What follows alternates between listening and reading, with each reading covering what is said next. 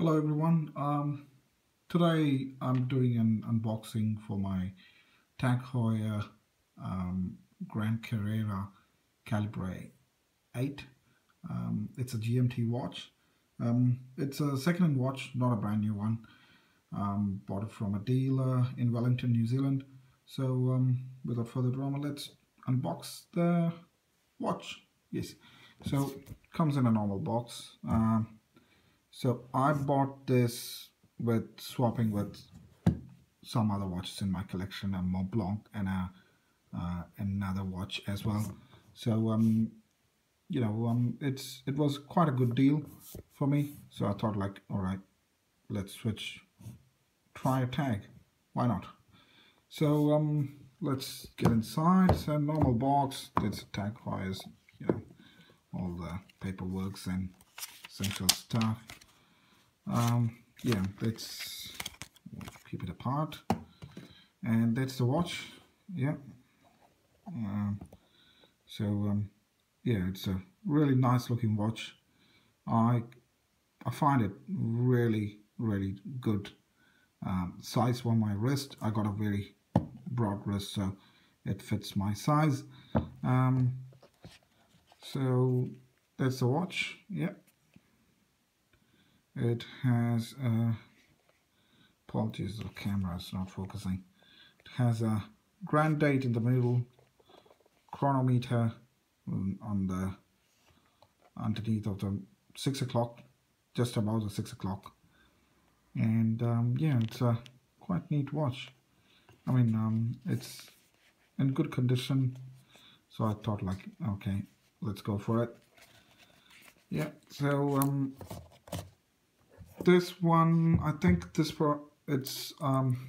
model has been discontinued from production, so it has the potential to further have good value down the track, years to come, and it's solid build. Um, what made me to attract towards this watch is um, it's a back case. Like it's an open heart watch. You can see the mechanics and winding. The only problem with it is it has only 40 hours of power reserve, so you got to wear it every 2 days. Otherwise, it's going to, the time you have to change it all the time to keep up with it. Apart from it, it's a really heavy watch, probably around 150 grams, 200 grams.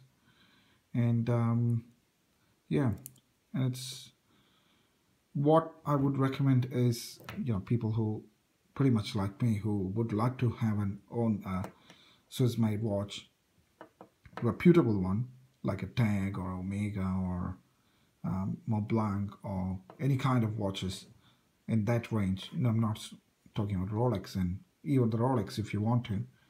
Uh, Instead of investing on a brand new one, unless you're gifting it to someone, buy a second-hand one.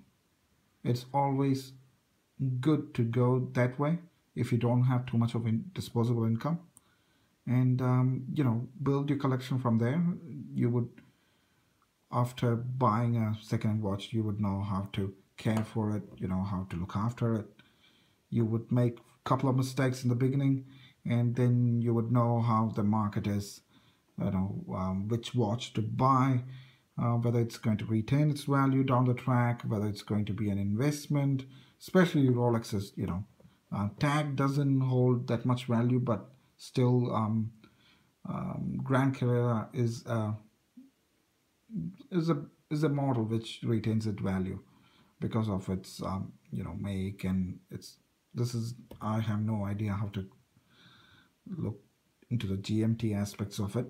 So I just bought it because it's a nice looking watch and you can wear it with your office outfits and with casual outfits.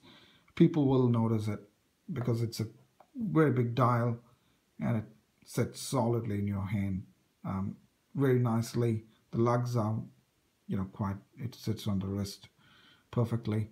When I wore the watch for the first time, when I was looking for, thinking about buying it, getting it, not buying actually. Um, First thing I noticed once I put the watch on, it was a perfect fit. That's when you think whether you need to buy it or not. You need to wear the watch to see whether it's a, if you got skinny wrist, you have to make sure that you don't buy such big watches.